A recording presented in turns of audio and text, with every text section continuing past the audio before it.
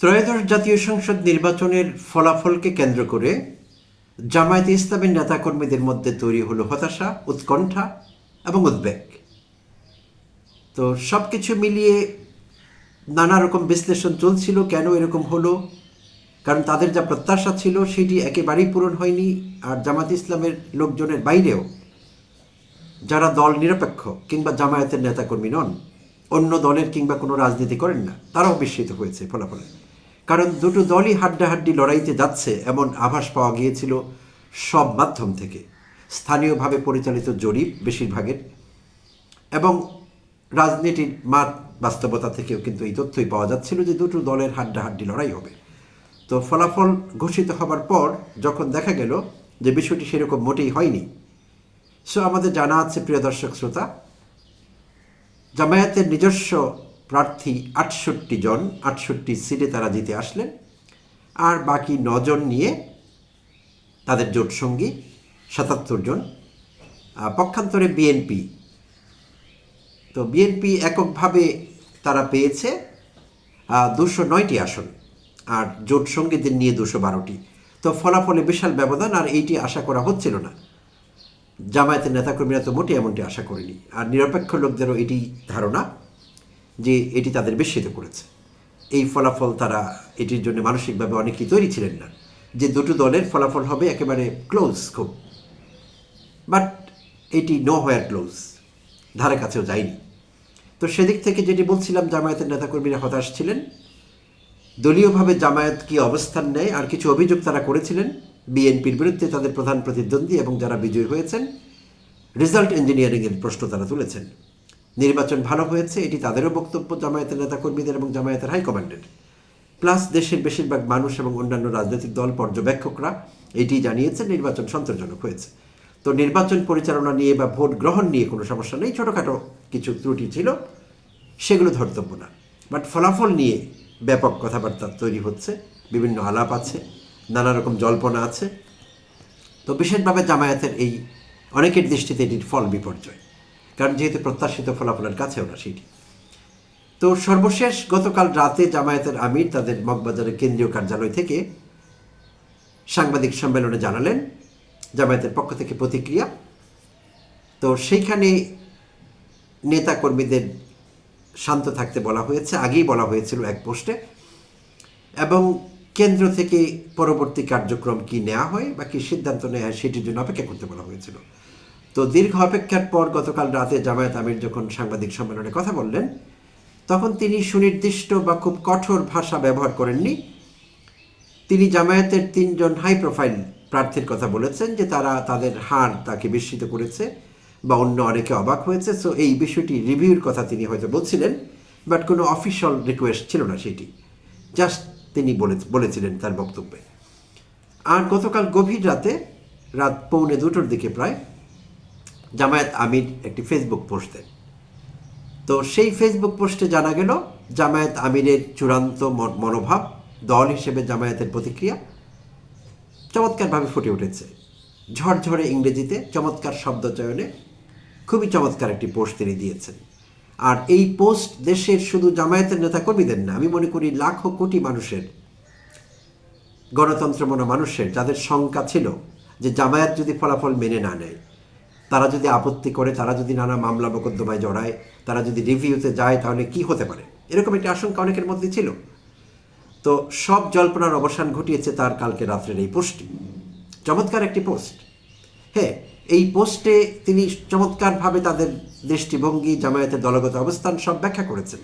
But জানি তারপরও জামায়াতের অনেক নেতাকর্মী হতাশ হয়েছেন, তারা কষ্ট পেয়েছেন। তারা হয়তো ভেবেছিলেন যে জামায়াত দল হিসেবে কেন্দ্রীয়ভাবে আরও জোরালো পদক্ষেপ নেবে, কিন্তু এইটি করেননি ডাক্তার শফিকুর রহমান বা দল হিসেবে জামায়াত।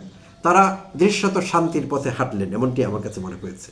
সুপ্রিয় দর্শক শ্রোতা, যারা আপনারা সেই পোস্টটি পড়েছেন তো ফাইন, আর যদি যারা না পড়েছেন তাদের সঙ্গে আমি একটু শেয়ার করবার লোভ সামলাতে পারছি না। চমৎকার, আমার কাছে খুব ভালো লেগেছে পোস্টটি। গত কয়েক মাসে অসংখ্য স্বেচ্ছাসেবক ও সমর্থক অক্লান্ত পরিশ্রম করেছেন, আপনাদের কৃতজ্ঞতা জানাচ্ছি। অনেকেই সময়, শক্তি ও বিশ্বাস উৎসর্গ করেছেন, এবং কেউ কেউ গণতান্ত্রিক অধিকার প্রয়োগ করতে গিয়ে ভয়, ভীতি ও হয়রানির শিকার হয়েছেন। তাদের এই সাহসিকতা গণতন্ত্রকে শক্তিশালী করেছে। নেতাকর্মীদের উদ্দেশ্যে জামায়াত আমির বলেন, নির্বাচনের ফলাফলে অনেকেই হতাশ ও ব্যথিত হতে পারেন, তবে তাদের প্রচেষ্টা বৃথা যায়নি। এবারের নির্বাচনে ৭৭টি আসন পেয়ে সংসদে দলের উপস্থিতি প্রায় ৪ গুণ বৃদ্ধি পেয়েছে এবং আধুনিক বাংলাদেশের রাজনীতিতে একটি শক্তিশালী বিরোধী দলে পরিণত হয়েছে জামায়াত। এটা কোনো ধাক্কা নয়, এটি একটি ভিত্তি। রাজনীতির ভাগ্য পরিবর্তনশীল উল্লেখ করে শফিকুর রহমান বলেন, ২০০৮ সালে বিএনপি ৩০ আসনে নেমে এসেছিল। ২০২৬ সালে সরকার গঠনের পথে দলটি, যে যাত্রায় সময় লেগেছে 18 বছর। গণতান্ত্রিক রাজনীতি একটি দীর্ঘ পথ। আমাদের লক্ষ্য পরিষ্কার, বিশ্বাস অর্জন করুন। আমাদের লক্ষ্য পরিষ্কার, বিশ্বাস অর্জন করুন, হিসাব করার ক্ষমতা রাখুন এবং ভবিষ্যতের জন্য দায়িত্বশীলভাবে প্রস্তুত হন। নেতৃত্বের প্রকৃত পরীক্ষা শুধু নির্বাচনী প্রচারণায় নয়, বরং জনগণের রায়কে কিভাবে গ্রহণ করা হয় তার উপরও নির্ভর করে। পোস্টে তিনি আরও লেখেন, আমাদের আন্দোলন কখনো একটি নির্বাচনকে নিয়ে হয়নি। গণতান্ত্রিক সংস্কৃতি শক্তিশালী করা, নাগরিকদের অধিকার রক্ষা করা এবং ন্যায়নিষ্ঠ ও জবাবদিহিমূলক রাষ্ট্র গড়ে তোলাই আমাদের উদ্দেশ্য। জামায়াত একটি নীতিবান, দায়িত্বশীল ও শান্তিপূর্ণ বিরোধী দল হিসেবে সংসদে ভূমিকা পালন করবে এবং সরকারের জবাবদিহি নিশ্চিত করে জাতীয় অগ্রগতিতে গঠনমূলক অবদান রাখবে। নীতিগত ও শান্তিপূর্ণ রাজনীতির প্রতি আমাদের অঙ্গীকার অটল। তো আমি খুব মুগ্ধ হয়েছি তার এই বক্তব্যে, তার এই পোস্টে। একেবারে পরিষ্কার শান্তির পথে তিনি হেঁটেছেন। নানাভাবে পুরো প্রক্রিয়াকে বাধাগ্রস্ত করতে পারতেন, চেষ্টা করতে পারতেন, সরকার গঠন বিলম্বিত করতে পারতেন, অনেক কিছু তারা করতে পারতেন, কিন্তু সেই পথে হাঁটেননি। পরাজয় মেনে নিয়েছেন এবং বাংলাদেশকে গণতন্ত্রের পথে এগিয়ে নেবার জন্য তাদের যা ভূমিকা, দায়িত্বশীল ভূমিকা পালন করবার অঙ্গীকার করেছেন। চমৎকার এক কথায়। হাজার লাখক মানুষের, কোটি মানুষের বাংলাদেশে উৎকণ্ঠা দূর করে দিলেন তিনি। শুধু জামায়াতের নেতাকর্মীরা না, জামায়াতের নেতাকর্মীরা ধোঁয়াশার মধ্যে ছিলেন। কি কর্মসূচি আসে, কি সিদ্ধান্ত আসে, আন্দোলন সংগ্রাম আবার চালিয়ে যেতে হবে কিনা, এরকম একটি আশঙ্কা, অনিশ্চয়তা ছিল নেতাকর্মীদের মধ্যে। সব কিছুর অবসান ঘটেছে এই পোস্টের মাধ্যমে। সব কিছু তিনি পরিষ্কার করেছেন।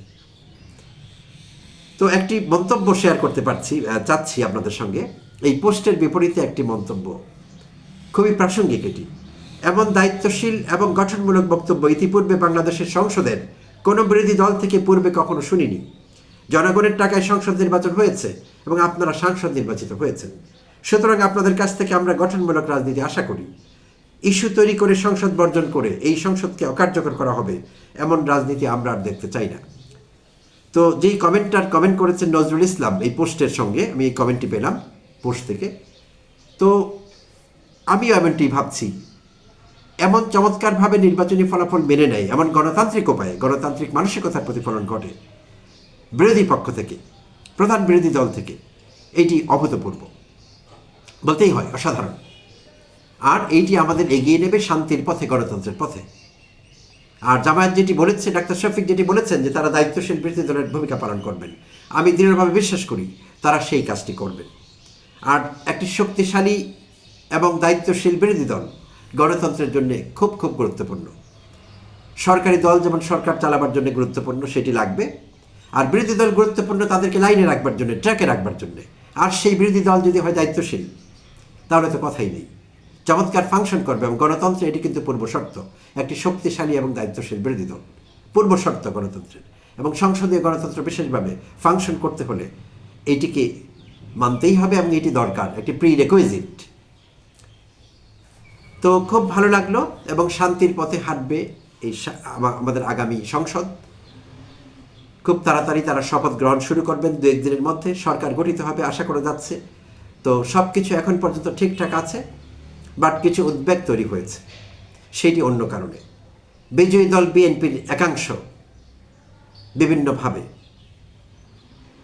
যারা তাদের প্রতিদ্বন্দ্বী, রাজনৈতিক প্রতিদ্বন্দ্বী, বিশেষভাবে এনসিপি এবং জামায়াত নিয়ন্ত্রিত 11 দলীয় জোটের সদস্যরা বা লোকেরা, অর্থাৎ যারা বিএনপির বিরোধিতা করেছে, এই ভোটের রাজনীতিতে বিএনপির বিরোধী পক্ষ ছিল, তাদের উপর হামলা হচ্ছে বিভিন্ন জায়গায়।